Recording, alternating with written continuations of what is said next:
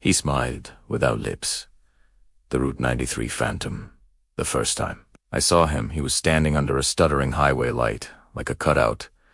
No eyes, nose, just a smooth oval where a face should be, as if the desert had sanded him down. I was hauling copper wire through the Arizona night, and the radio kept crackling with half stations and ghost weather reports. I told myself it was a prank mask. I told myself a lot of things. He climbed in without a word. His hands were normal, calloused, dirty, human. He sat dead center behind me, polite as a shadow. The cab smelled like hot vinyl and something sweet, like old toothpaste. I tried small talk just to hear my own voice bounce off something living. Nothing. When I glanced at the side mirror, heat shimmer skated across the frame, and God help me, his non-face rippled, like a bedsheet pulled tight by breath.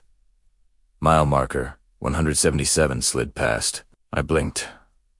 In the mirror, his head tilted. You shouldn't be able to read an expression with no features, but I knew he was smiling without lips. I told him to get out. The air went colder. The mirror fogged from the inside. My CB hissed. And a voice I recognized, Devon. A driver who rode this route. Every Tuesday. Don't look at him in the glass. Evan died last year in a jackknife on this same stretch. I stared ahead. The road narrowed to a thread. The weight in my trailer shifted like something big had woken up. Every reflective surface gauges. Chrome, window. The black evenness of the windshield showed him sitting closer than he felt, as if he only existed in reflections. The radio flipped through stations on its own. Preachers. Static.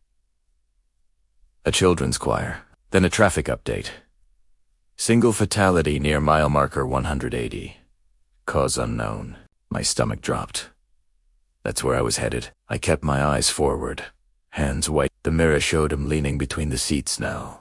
His knot mouth inches from my ear. I smelled damp sand. In the glass, a face began to rise under the skin features, pushing up from underneath, like fists under a sheety's denting, in a mouth stretching too wide. Not a mask.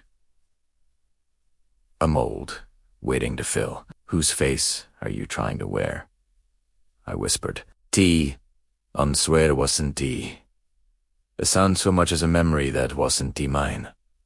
A truck folding in the rain. An airbag, like a white flower. Lasper turned a fog on glass. The hollow man, the old-timers called him, a hitcher who only became real when you gave him a face.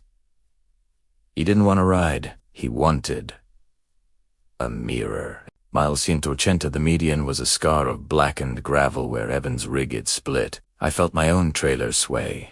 A slow, inevitable pull. The mirror showed the hollow man fully formed, now with my eyes. My nose, my mouth smiling my smile. He looked exactly like me, but wrong, as if I had been remembered by a stranger. Take it, I said, and flicked my eyes to the mirror. The cab exploded with wind. The reflection of me lunged forward only in the glass, and everything reversed. The hollow face in the seat, my face trapped in the mirror. For one heartbeat I was looking out from the chrome, seeing my own back, my own hands on the wheel. Then the truck straightened like a dog shaking off water. The pole stopped. The road widened. The night went quiet. In the mirror, the hollow man sat where I had been, featureless again, had bowed as if disappointed. He raised one finger and traced slowly across the fogged glass. See you when you look away. I drove the rest of the route with every mirror tilted down to face my boots. The next morning, the news said a rig had jackknifed. Near mile 180. At exactly 2:13 a.m. Driver deceased. No passengers. No prints.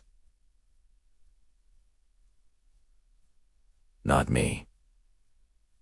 Another truck. Another name. I sold my rig a week later and ripped every mirror out of my apartment. The screens on my phone and TVs stayed dark, but windows are still windows at night. Sometimes, as I pass a storefront after sundown, I catch a shape pacing me in the glass, my stride, my height, my shoulders. And sometimes it pauses in the reflection and smiles without lips, waiting for me to meet its eyes and let it back in. If your eye out on Route 93 and you see a man with no face under the humming Lightstone T, check your mirror. He isn't hitchhiking. He's shopping, and the only thing he needs to look like you is one tiny glance